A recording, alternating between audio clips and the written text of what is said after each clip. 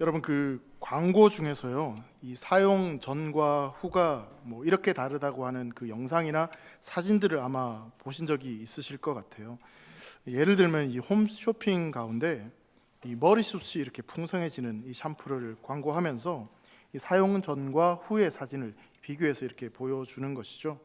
뭐 아니면 이제 피부 주름과 미백에 굉장히 좋은 효과가 있는 화장품을 이렇게 광고하면서 사용하기 전의 얼굴과 사용 후의 그런 얼굴을 이렇게 비교해서 보여주는 겁니다. 그러면서 이 샴푸를 사용하면, 그리고 이 화장품을 써보면 당신도 이런 변화를 경험할 수 있을 것처럼 뭐 그렇게 이제 광고를 하는 것이죠. 그런 광고를 보면 나도 저렇게 될 수 있을 거란 어떤 기대감이 있어서 그런지 모르겠지만 이 많은 사람들이 그 제품을 구입을 하는 것 같습니다.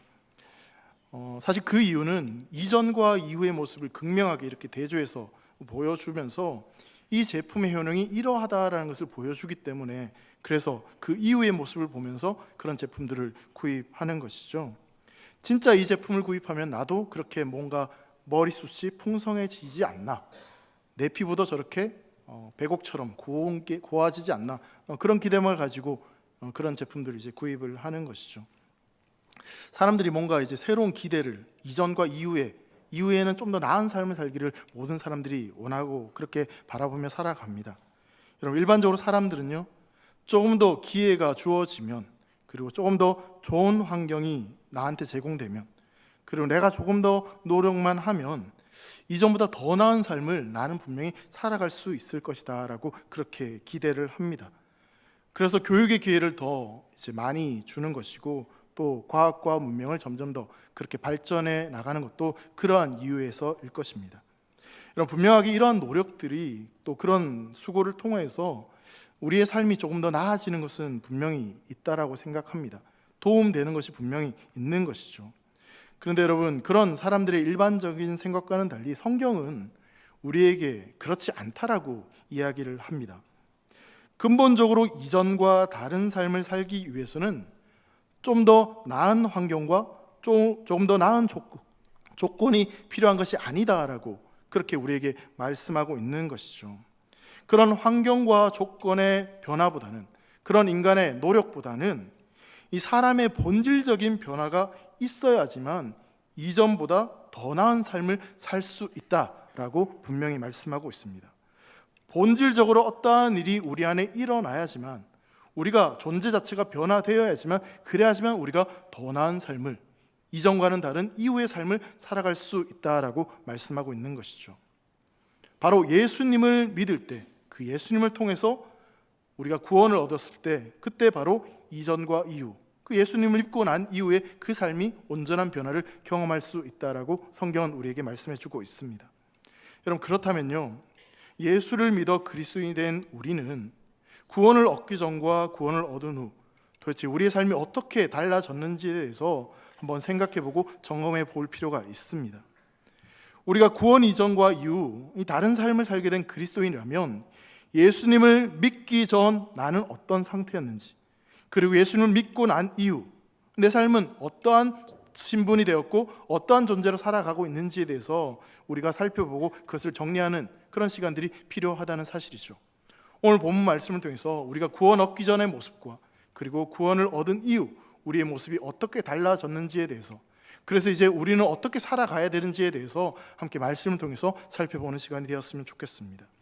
여러분, 우리가 읽었던 이 에베소 2장 말씀은요, 우리가 구원을 얻기 전 어떠한 모습이었는지, 그리고 구원을 얻은 이후 우리가 어떤 삶을 살게 되었는지에 대해서 말씀하고 있습니다. 먼저 1절부터 3절까지 말씀을 보면 구원받기 전 우리가 어떠한 상태였는지에 대해서 이렇게 말씀을 하고 있습니다. 혹시 여러분 성경책을 펼치고 성경책을 가지고 계신 분들은 제가 이렇게 말하는 내용들을 동그라미 치시고 아니면 밑줄을 그으시면서 함께 이 말씀들을 좀 자세하게 살펴보았으면 좋겠습니다.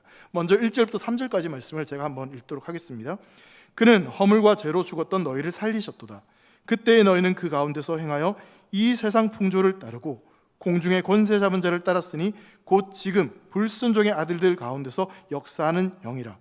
전에는 우리도 다 그 가운데서 우리 육체의 욕심을 따라 지내며 육체와 마음에 원하는 것을 하여 다른 이들과 같이 본질상 진노의 자녀이었더니 이렇게 말씀하고 있습니다. 여기 나와 있는 이 표현을 통해서 구원 얻기 전 우리의 상태가 어떠했는지 세 가지로 정리해 볼 수 있습니다. 우리의 영혼의 상태가 어떠했는지, 그리고 어떤 삶의 방식을 따라 살아가고 있는지, 그리고 마지막으로 우리의 신분이 도대체 어떤 신분이었는지에 대해서 이 말씀이 우리에게 이야기하고 있는 것이죠. 여러분, 가장 먼저 구원받기 전 우리의 영적인 상태가 어떠한 상태였는지에 대해서 성경은 지금 이렇게 이야기하고 있습니다. 허물과 죄로 죽었다라고 선언하고 있습니다. 여러분, 우리는요 생물학적으로 지금 숨을 쉬고 있고 또 우리의 심장이 쿵쾅쿵쾅 뛰고 있습니다. 못 느끼시는 분들은 좀 문제가 있습니다. 아니면 옆에 분을 한번 보세요. 숨 쉬고 있는지, 이분 살아있는지 아닌지 한번 보세요. 살아있습니까? 여러분, 일반적으로 우리는 살아있죠. 멀쩡히 살아있는데, 근데 성경은 오늘 우리를 향해서 구원받기 전 죽었다라고 이야기를 하고 있습니다. 죽었던 상태라고 이야기하죠. 여러분, 왜 이렇게 이야기를 하는 것이겠습니까? 여러분, 여기 말씀에 나와 있는, 또 성경에서 말하고 있는 이 죽었다라고 하는 이 표현은요 생물학적인 죽음을 의미하는 것이 아닙니다. 영적인 죽음에 대해서 이야기를 하고 있는 거죠. 즉, 하나님과의 관계가 완전히 끊어진 상태, 하나님 밖에 있는 그 인생을 향해서 그 인생은 영적으로 죽었다라고 이야기를 하는 것입니다. 자, 그렇다면 왜 우리가 이 하나님과의 관계가 끊어져 있고 하나님 밖에 거하게 되었는지에 대해서 오늘 본문은요 허물과 죄 때문에 그 관계가 끊어졌다, 그래서 죽었다라고 말씀하고 있습니다. 여러분, 죄가 우리에게 허물을 만들어냈습니다. 그리고 이 허물이 있는 존재는 하나님 앞에 설 수 없습니다. 하나님과 인간의 관계는 이 죄 때문에 완전히 끊어져 버렸습니다. 여러분, 기독교가 이 죄라고 말하는 것은 이 세상이 말하는 여러 가지 도덕적인 어떤 법적인 의미와는 좀 차이가 있습니다. 여러분, 교회에서 또 기독교에서 이야기하는 이 죄는요 하나님이 내 인생의 주인이 되어야 되는데 내가 내 인생의 주인이 되어 살아가는 그 모든 것이 죄다라고 이야기합니다. 여러분, 아담과 하와가 이 선악을 알게 하는 나무의 열매를 따먹었습니다. 왕이신 하나님의 명령대로 이 살기 싫어서 내 마음대로 내 뜻대로 내가 원하는 대로 살고 싶어서 내가 원하는 그 행동대로 하고 싶어서 했던 것이 바로 선악을 알게 하는 나무의 열매를 따먹는 것이었습니다. 하나님이 내 인생의 주인됨을 거부하고 내 마음대로 살겠다고 했던 그것이 바로 죄인 것을 이렇게 이야기하고 있는 것이죠. 여러분, 그리고 그 죄 때문에 인간에게 허물이 생기고 이 허물로 말미암아 하나님으로부터 끊어지는 영적인 죽음을 우리가 당하게 된 겁니다. 누가복음 15장 24절에도 동일한 의미의 말씀이 등장합니다. 이 내 아들은 죽었다가 다시 살아났으며 내가 잃었다가 다시 얻었노라 하니 그들이 즐거워하더라. 여러분, 누가복음 15장은 탕자의 비유에서 나오는 말씀입니다. 아버지가 집을 나간 둘째 아들의 상태를 뭐라고 표현하냐면 내 아들이 죽었다라고 표현을 하고 있습니다. 여러분, 집 나간 아침에 출근한 자식들을 보고 죽었다라고 말씀하시는 분 계십니까? 내 아들 죽었어요, 죽으러 나갔어요, 그렇게 얘기하지 않죠. 지금 이 말은 무슨 의미입니까? 여러분, 죽었다는 것은요 단순히 둘째 아들이 그 아버지 집을 떠난 그 상태를 이야기하는 것이 아니라 엄밀히 얘기하면 아버지의 집을 떠나서 자기 마음대로 살고자 떠나갔던 아버지와 관계를 끊어버렸던 그 아들이 죽었다라고 이야기하는 겁니다. 여러분, 이것을 이 성경이 지금 뭐라고 우리에게 이야기하냐면 인간이 하나님을 떠나서 하나님과의 관계를 끊어버리고 내 마음대로 살아가는 그 모든 상태, 그것이 바로 죽은 상태, 그렇게 이야기를 하는 겁니다. 이런 뿌리에서 잘려나온 이 화초가 꽃병 안에 꽂혀 있어서 잠시 동안은 아름다울 수 있지만 이런 그 뿌리가 없기 때문에 살아있는 것처럼 보이지만 살아있는 것이 아니죠. 화초가 뿌리로부터 분리되는 그 순간 그 화초는, 그 꽃은 죽은 겁니다. 여러분, 우리가 숨을 쉬고 있고 말을 하고 있고 행동하고 있고 겉으로 멀쩡해 보이지만 여러분, 우리의 영혼의 뿌리가 하나님과 끊어져 있으면요 그 사람은 죽은 겁니다. 하나님으로부터 끊어져 있고 하나님 밖에 있다면요 그 사람은 죽은 겁니다. 성경은 분명하게 죽을 수밖에 없는 죄인이다라고 이야기하지 않습니다. 이미 죽은 죄인이다라고 이야기합니다. 여러분, 죽을 수밖에 없다라는 말은요 죽어가고는 있지만 그래도 죽지 않았기 때문에 그래도 살아날 가능성이 조금은 있지 않을까, 그렇게 이야기할 수 있습니다. 그런데 여러분, 이미 죽은 것은요 완전한 끝입니다. 완전한 절망입니다. 완전한 어둠입니다. 그 어떤 것도 기대할 수 없는 상태가 바로 죽은 상태입니다. 근데 성경은 구원 얻기 전 바로 우리가 그런 상태였다 말씀하고 있는 것이죠. 그렇게 절망적인 상태, 아무런 소망도 없던 그 죽음 가운데 있었던 상태가 바로 구원 얻기 전 우리의 상태였다라고 성경은 말하고 있습니다. 자, 이제 두 번째로요. 자, 그렇게 죽었던 우리가 그럼 어떤 삶의 방식을 따라 살아갔는지에 대해서 2절과 3절 말씀에는 이렇게 표현을 하고 있습니다. 여러분, 2절과 3절 말씀 보시면요, 따랐다라는 표현이 반복적으로 등장을 합니다. 성경 있으신 분들은 이 따르다라는 표시를 한번 동그라미를 쳐보세요. 여러분, 세상 풍조를 따르고요, 공중의 권세 잡은 자를 따르고, 그리고 육신의 욕심을 따라 지냅니다. 그리고 육체와 마음이 원하는 대로 그렇게 따라 살았다라고 우리에게 말씀하고 있습니다. 여러분, 인간이 하나님을 떠나서 내 마음대로, 그리고 하나님을 벗어나면 내 마음대로 살아갈 수 있을 것이라고 생각을 했습니다. 근데 하나님을 떠난 그 인생이 하나님을 따르지 않고 무엇을 따르고 살았냐면 세상의 풍조, 세상의 흐름, 세상의 유행을 따르며 살았다라고 이야기합니다. 그리고 공중의 권세 잡은 자, 사단이 이끄는 대로 사단을 따라 그렇게 살아갔다라고 이야기하고 있는 거죠. 여러분, 여기서 이 공중의 권세 잡은 자라고 할 때 이 공중은요, 이 헬라어로 보면 이 하늘과 땅의 중간지대, 거기를 이제 공중이라고 이야기를 합니다. 유대인들은 이곳이 바로 사단이 머무는, 사단이 거처하는 곳이다라고 그렇게 생각을 했어요. 그래서 여러분, 이 인간들이 봤을 때는 사단이 나보다 조금 더 높은 곳에 있으니 사단이 뭔가 대단해 보이고 뭔가 더 뛰어난 것처럼 보여집니다. 근데 여러분, 생각해 보면요, 인간보다 높은 곳에 있지만 저 하늘 높이 계신 그 하나님보다는 훨씬 낮은 곳에 있는 존재가 바로 사단입니다. 너무나 보잘것도 없고 티끌과 같은 아무것도 아닌 게 사단이에요. 근데 인간이 하나님을 따르지 않더니 결국 따른 게 뭐냐면 세상을 따르고 그 하찮은 그 사단을 따르는 그런 삶을 살아갔다라고 이야기하는 겁니다. 여러분, 그리고 2절 말씀을 보시면요, 그때 너희는 그 가운데서 행하여란 표현이 나옵니다. 행하여. 여러분, 여기서 행하여라고 번역된 이 헬라어는요, 페리파테오란 단어입니다. 근데 이 페리파테오란 단어의 의미가 뭐냐면 무언가를 찾기 위해서 끊임없이 돌아다니다라는 의미가 있습니다. 지금 무슨 이야기를 하고 있냐면, 여러분, 인간이 세상의 유행과 공중의 권세잡을 따른 것은요, 마치 마트에서 내가 원하는 것을, 그 물건을 찾기 위해서 막 그 물건을 찾기 위해서 끊임없이 찾아다니는 그 모습과 똑같다라고 이야기를 하고 있는 겁니다. 여러분, 마트에서 계란을 사야 돼요. 근데 계란이 눈에 보이잖아요. 그럼 여러분 어떻게 하십니까? 특히 아내가 계란을 사오라 그랬다면 남편들 어떻게 하시겠습니까? 무슨 수를 서더라도 그 계란을 찾아내고 말아서 집에 가지고 가야지 사단이 안 일어나죠. 동의를 안 하시네요. 여러분, 우리의 모습이 그러했다는 겁니다. 여러분, 우리 흔히 이렇게 이야기합니다. 내가 잘 몰라서요, 실수로 죄를 지었습니다, 이야기하는데 성경 우리에게 그렇게 이야기하지 않습니다.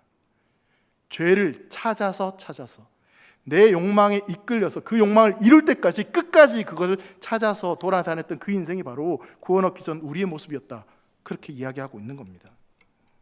죄를 지을 때까지 그 죄를 찾고 찾아 그렇게 헤매던 인생이 바로 우리였다라고 말하고 있는 것이죠.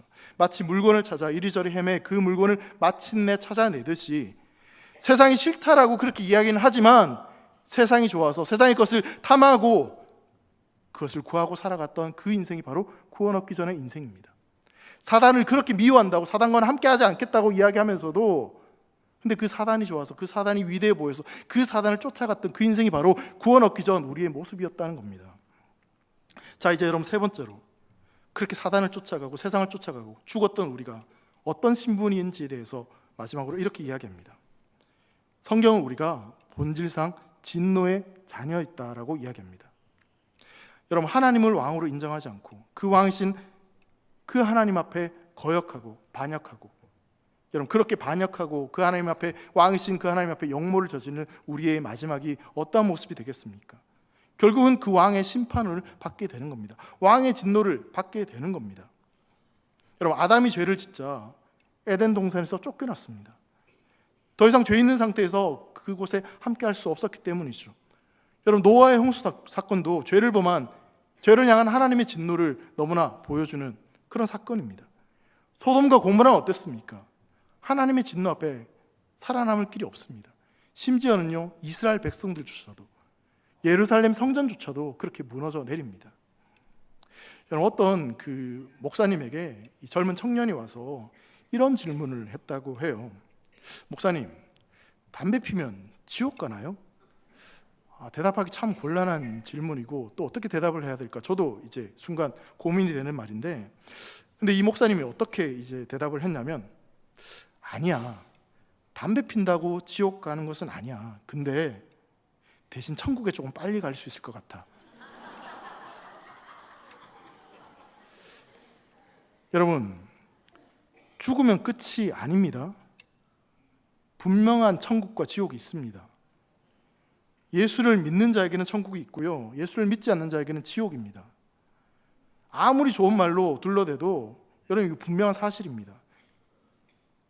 여러분, 하나님의 진노 아래 있는 인간이 결국 받게 되는 그 심판은 뭐냐면요, 지옥 가는 겁니다. 여러분, 죄송하지만요, 예수님 믿지 않으시면요, 지옥 가는 거 맞습니다. 지옥 안 간다고 괜찮을 거라고 천만에요. 그런 헛소리 하지 말라 그래요. 그건 진짜 헛소리예요. 하나님의 진노를 피할 인간은 아무도 없습니다. 여러분, 그것이 바로 구원받기 전 우리의 상태였어요. 구원받기 전 우리의 상태가 어떠한지 여러분 아시겠습니까? 여러분, 2장 1절부터 3절까지 말씀을 정리하면요, 하나님 없는 삶, 하나님과의 관계가 끊어진 삶, 그 삶은 바로 죽음이고 세상의 풍조를 쫓아가고 그리고 하나님의 진노를 피할 길이 없는 그런 인생이었다라고 분명히 우리에게 말씀하고 있습니다. 그 삶은 죽음이고 절망이고 혼돈이고 완벽한 어둠이고 그 어떤 기대도 할 수 없는 그런 상태가 바로 구원 얻기 전, 예수님을 만나기 전 우리의 상태였습니다. 오직 하나님의 진노만 받을 수밖에 없는 그런 상태였다고 말씀하고 있는 거죠. 자, 그런데요, 여러분, 에베소 2장 1절부터 3절까지 말씀을 이 헬라어 원문으로 조금 한번 살펴보려고 합니다. 이 원문을 통해서 우리가 이 한글 성경에서는 발견하지 못하는 그 놀라운 이 진리가 이 속에 담겨져 있습니다. 여러분, 이 에베소 2장 1절부터 3절까지 말씀을 이 원문 헬라어로 보면요, 이 문장에는요, 그 문장의 중심이 되는 주어와 동사가 없습니다. 여러분, 개역개정 한글 성경에는 보면 1절에 이 그는 살리셨도다 이런 말이 있지만 이 원문 성경에는 사실 그 말이 없습니다. 그러니까 번역하면서 우리의 이해를 위해서 한글 성경에 이것이 이제 들어간 것이죠. 즉, 여러분, 에베소 2장 1절부터 3절까지 말씀은 이 헬라어 원문 성경에는 형용사, 부사, 전치사, 관계대명사 이런 것만 있지 주어가 없는 거예요. 여러분, 어떤 이야기를 할 때 이 주어 없이 말을 하게 되면 그 사람이 도대체 무슨 말을 하는지, 도대체 어떤 의미를 가지고 이야기하는 것인지 그 의미들이, 그 내용들이 온전히 전달되지 않을 때가 있습니다. 문장이 굉장히 애매하고 불안정하는 것을 경험하게 되는 거죠. 자, 그런데 여러분, 에베소 2장 1절부터 3절까지가 바로 그렇게 주어가 없이, 동사가 없이 그렇게 기록되었습니다. 그럼 바울이 지금 우리에게 이 문장을 통해서 어떤 이야기를 지금 하고 있냐면, 바로 하나님 없는 인생이 바로 이런 불안정한 문장처럼, 완벽하게 의미가 전달되지 않는 이런 애매한 것처럼 바로 하나님이 없는 인생이 바로 이런 인생이다라는 것을 우리에게 지금 이야기하고 있는 겁니다. 하나님 없는 인생은 그렇게 불안전하고 완전하지 않고 애매하고 답답하고 그런 인생이 될 수밖에 없다는 것을 이렇게 지금 우리에게 표현해주고 있는 것이죠. 자, 여러분, 1절부터 3절까지 주어가 없다라고 말씀을 드렸어요. 그렇기 때문에 그 의미가 또 그 내용이 완전하지 않습니다. 그런데 여러분, 4절 말씀에 딱 들어가는 그 순간 이 문장에 주어가 탁 등장합니다. 여러분, 2장 4절 말씀을 한번 같이 읽어볼까요? 2장 4절입니다. 시작. 긍휼이 풍성하신 하나님이 우리를 사랑하신 그 큰 사랑을 인하여. 여러분, 바로 긍휼이 풍성하신 하나님, 그 하나님이 딱 등장하는 그 순간 불완전했던 그 모든 것이 완전하게, 무질서했던 그것이 완전해지는, 완전한 질서가 잡히는 그런 일들이 일어나게 됩니다. 여러분, 불완전하고 혼란스러운 그 인생 가운데 누군가 딱 개입하셨는데 바로 긍휼이 풍성하신 하나님이십니다. 주어가 없던 그 문장에 주어가 등장합니다. 그러자 1절부터 3절까지 그 불완전했던 그 문장이, 그 삶이, 혼란스러운 그 삶이 한순간에 완벽해지는 겁니다. 공허했던 그 삶이 한순간에 온전한 충만을 경험하게 되는 것이죠. 무질서한 그 삶에 한순간에 완벽한 질서가 잡히게 되는 것을 보게 됩니다. 사랑하는 성도 여러분, 우리의 삶이 공허하고 무질서하고 그 어떤 소망도 기대할 수 없는 그런 삶의 형편이라면, 여러분, 내 삶의 주어로, 내 삶의 왕으로 하나님이 임하시면 우리 인생이 새롭게 될 줄 믿습니다. 우리 인생이 불완전하고 공허하고 여러분 무질서한 것은요, 돈이 없어서가 아닙니다. 사람이 없어서가 아니에요. 좋은 집이 없어서 아니에요. 하나님이 함께 계시지 않기 때문에, 하나님이 내 인생의 주인이 되지 않기 때문에, 그래서 내 인생이 그렇게 허무하고 공허하고 무질서한 겁니다. 정직하게 내 인생을 한번 돌아보자고요. 정말 내 인생의 문제가 왜 일어난 겁니까? 왜 내 인생이 이렇게 답답한 겁니까? 내 삶의 주어가 없기 때문입니다. 진짜 왕이 계시지 않기 때문입니다. 성도 여러분, 풍성한 하나님의 긍휼이, 그 하나님의 부요함이 우리를 부요하게 하는 것입니다. 다함이 없는 그 하나님의 사랑이, 그 은혜가 우리를 살게 하는 겁니다. 우리의 힘입니다. 여러분, 한 가지 더 이 원문 성경을 통해서 우리가 발견해야 되는 건 뭐냐면요, 여러분 4절 말씀 보면 개역개정 이 한글 성경에서는 그러나라고 하는 접속사가 없습니다.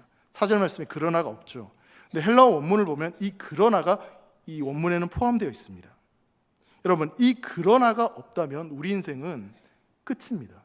생각해 보세요. 이 3절까지 그런 인생이라면 끝난 거예요. 아무런 것도 기대할 수 없어요. 근데 4절에 그러나 하나님이, 여러분, 복음은요 그러나가 있는 겁니다. 성도 여러분, 죄에 대한 하나님의 진노, 그 하나님의 감정은 분노입니다. 하나님은 분명히 죄를 미워하시고요, 그 죄를 범한 인간에 대한 심판을 하십니다. 근데 여러분, 그 죄를 범한 인간에 대한 하나님의 감정은 긍휼이고 사랑입니다. 죄를 짓는 인간이 너무나 안타까워서 그러면 안 되는데 어떻게 그렇게 전전긍긍하는 그것이 바로 하나님 아버지의 마음입니다. 여러분, 하나님의 긍휼이 너무나 풍성하기 때문에 우리가 멸망당하지 않는 겁니다. 하나님의 사랑이 지극히 크기 때문에 우리가 다시 그 사랑으로 돌아올 수 있는 겁니다. 이 하나님의 은혜가 크고 풍성하기 때문에 우리는 우리의 노력과 우리의 어떤 것을 의지하지 않고 하나님만 의지해도 충분히 구원받을 수 있는 겁니다. 여러분, 우리가 사랑을 받을 만한 이유가 있어서, 구원받을 만한 이유가 있어서 그래서 우리가 구원받은 게 아니잖아요. 그럼에도 불구하고 그 하나님이, 긍휼이 풍성하신 하나님이 그러나 우리를 사랑하셔서 우리가 구원받은 줄 믿으시기 바랍니다. 여러분, 우리는요 죽은 상태입니다. 세상을 따르고 마귀와 사단을 쫓고 살았습니다. 그러나 하나님께서는 그런 우리를 내버려 두지 않으시고, 우리를 포기하지 않으시고 우리에게 찾아와 주셔서 우리 인생에 개입하심으로 말미암아 우리의 삶에 완벽한 그 변화를, 완벽한 구원을, 생명을 허락하여 주셨습니다. 자, 그렇게 해서 이제 우리에게 어떤 일이 벌어지는지 계속해서 말씀을 보겠습니다. 여러분, 5절과 6절 말씀입니다. 허물로 죽은 우리를 그리스도와 함께 살리셨고 너희는 은혜로 구원을 받은 것이라. 또 함께 일으키사 그리스도 예수 안에서 함께 하늘에 앉히시니라고 말씀하고 있죠. 여러분, 여기에 함께라는 단어에 여러분 성경책에 동그라미를 치시면서 다시 한번 보셨으면 좋겠습니다. 허물과 죄로 죽은 우리를 그리스도와 함께 살리셨고요, 또 함께 일으키셨고 그리스도 예수 안에서 함께 하늘에 앉히시는 위대한 사건이 우리에게 일어났다라고 성경은 말하고 있습니다. 긍휼이 풍성하신 그 하나님이 우리에게 임하셔서 우리를 살리셨고 일으키셨고 하늘에 앉히셨다라고 말씀합니다. 그러면서 여기에 강조하고 있는 표현이 무엇입니까? 그리스도와 함께, 그리스도와 함께 우리를 살리시고 일으키시고 그리스도와 함께 하늘 보좌에 앉히시겠다고 말씀하고 계십니다. 여러분, 계속해서 말씀드리지만 우리는요 죽은 상태입니다. 모든 게 끝이 났습니다. 그런데 하나님께서 세상을 이처럼 사랑하사 독생자를 우리에게 보내주셨습니다. 하나님이 세상을 이처럼 사랑하사 독생자를 주셨으니 이는 그를 믿는 자마다 멸망하지 않고 영생을 얻게 하려 하심이라. 하나님의 아들 예수님이 그렇게 이 땅에 오셔서 우리를 꽉 끌어 안으셨습니다. 우리는 너무나 냄새가 나는데, 우리는 너무나 더러운데, 근데 그런 우리를 아무 이유 없이 꽉 그냥 끌어 안으셨습니다.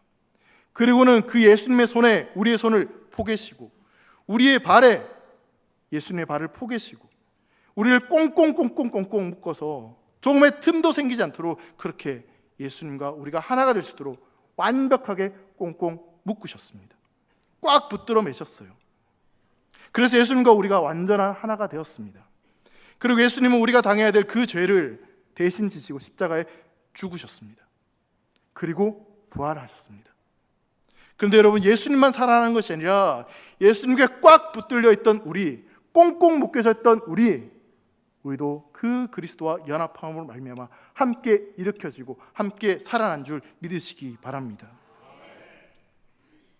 여러분, 우리가 예수님과 꼭 묶여 있기 때문에, 그분이 우리를 꼭 붙잡고 있기 때문에, 여러분, 그래서 우리가 함께 살아나는 것이고 함께 일으켜지는 겁니다. 근데 여러분, 그것뿐만 아니죠. 살아나는 것도, 일으켜지는 것도 너무나 감사한데, 여러분, 그것으로 끝나는 게 아니라 우리 예수님이 뭐라고 말씀하시냐면, 그리스도와 함께 하나님의 보좌 우편에 그 예수님이 앉히실 때 그 자리에 우리도 함께 그 자리에 앉히시겠다고 말씀하고 있습니다. 여러분, 함께 살리셨고 함께 일으키셨고 함께 하늘에 앉히셨습니다. 여러분, 이 함께 일으키셨다는 이 말이요, 원문 성경을 보면요, 시제가 완료형으로 표현되어 있습니다. 완료형. 여러분, 무엇을 의미하는 것이냐면, 하나님이 반드시 그렇게 택한 백성을 그렇게 하겠다는 하나님의 확실한 다짐, 확실한 그 마음을 강조하고 있는 표현이 바로 이 표현입니다. 하나님이 확실하게 그렇게 하겠다는 거예요.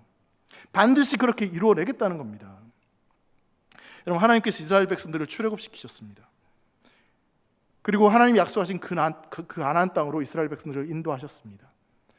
근데 여러분, 놀라운 것은요, 단순히 출애굽만 시킨 것이 아니라 이스라엘 백성들이 그 광야를 지나는 모든 시간 속에 하나님이 함께 하셨습니다. 그냥 내버려 두신 것이 아니었어요. 내가 너희를 가나안 땅으로 인도하겠다고 약속하신 그 하나님께서 그 가나안 땅에 이를 때까지 함께 하셔서 때로는 구름 기둥과 불 기둥으로 이스라엘 백성들을 인도하셨습니다. 그리고 광야에서 하늘에서 만나가 내리게 하셔서, 메추라기가 내리게 하셔서 그들을 먹이셨어요. 그리고 반석에서 생수가 터져 나오게 하셔서 그들을 목마르지 않게 하셨습니다. 그렇게 이스라엘 백성들과 함께 하심으로 말미암아 결국 그들을 약속의 땅으로 인도해 내셨습니다. 사랑하는 성도 여러분, 우리 주님께서 우리를 동일하게 그렇게 우리와 함께 하셔서 우리를 인도하시겠다고 지금 말씀하고 계십니다.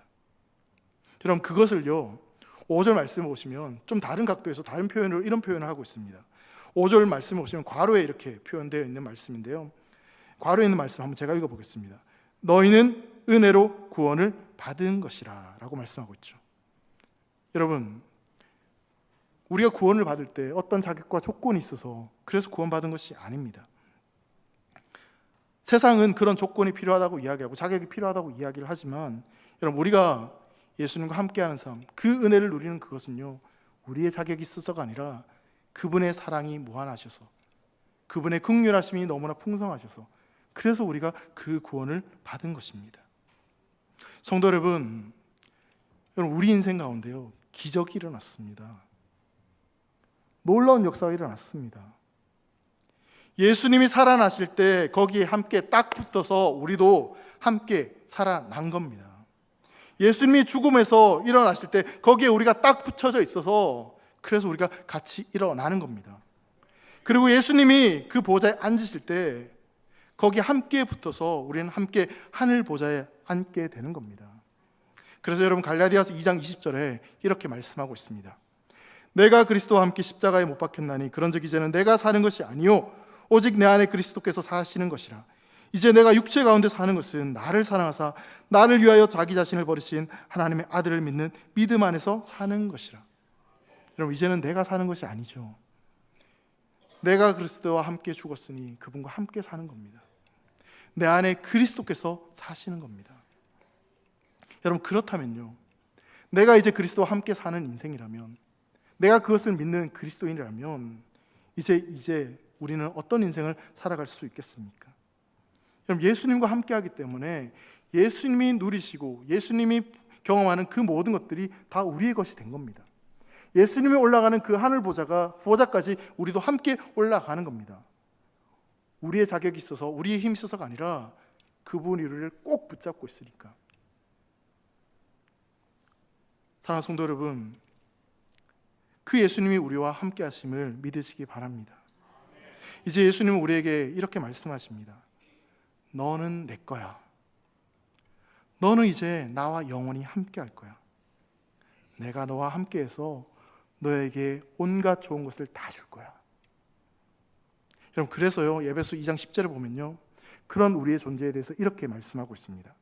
10절 말씀 한번 같이 읽겠습니다. 시작.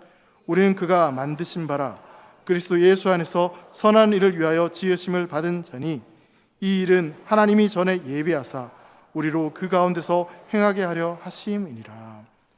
아멘. 여러분, 예수님 우리에게 뭐라고 지금 말씀하시냐면요, 그가 만드신 자다라고 말씀하고 있습니다. 헬라어로는요, 포이에마라는 단어입니다. 여러분, 이 단어는 신약 성경에 딱 2번 등장합니다. 로마서와 에베소서에 딱 2번 등장하는데, 로마서에는 이 포이에마란 이 단어가 창조하신 모든 만물을 가르칠 때 이 포이에마, 이 단어를 사용했습니다. 그리고 오늘 본문에 이 단어가 동일하게 사용되어지는데, 그가 만드신 바, 이렇게 번역되어져 있습니다.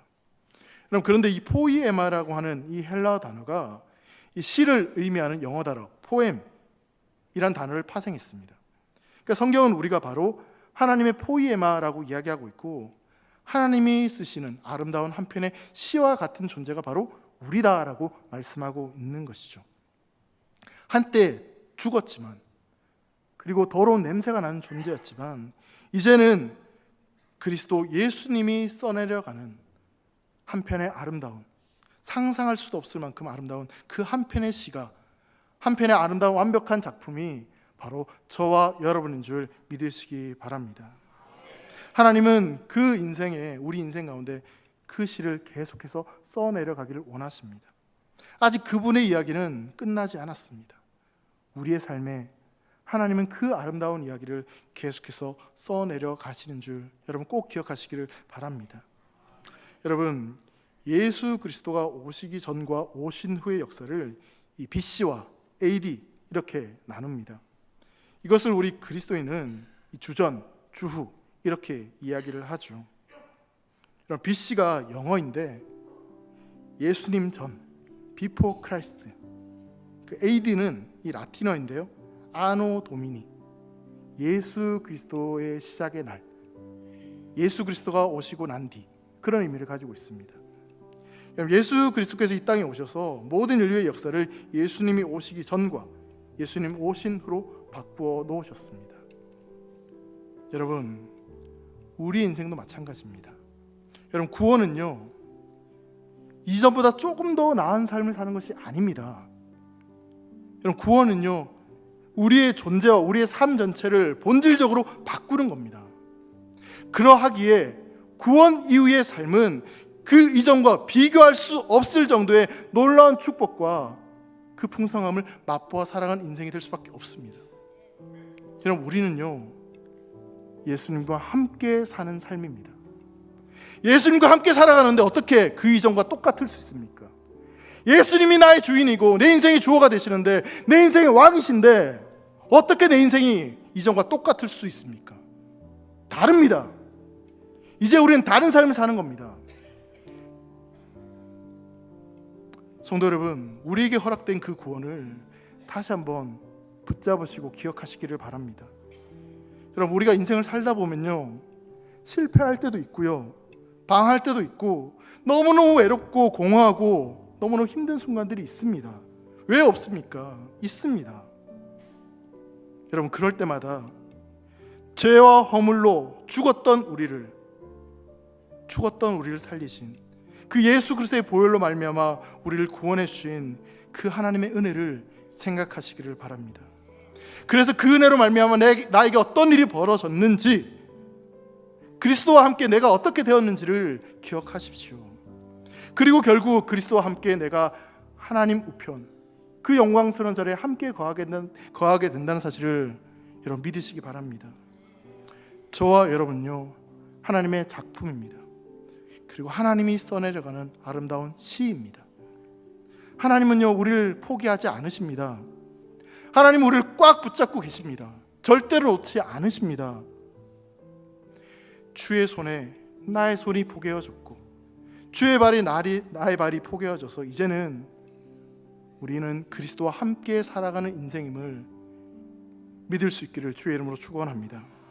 우린 그렇게 그 축복된 삶으로 그 풍성한 삶으로 초대받은 하나님의 자녀입니다. 하나님의 걸작품입니다. 예수 그리스도가 나와 함께 하심을 믿고 그 함께 하시는 하나님의 놀라운 축복과 은혜를 매 순간순간 삶에 경험하는 사랑하는 되기를 모든 성도 되시기를 주의 이름으로 축원합니다.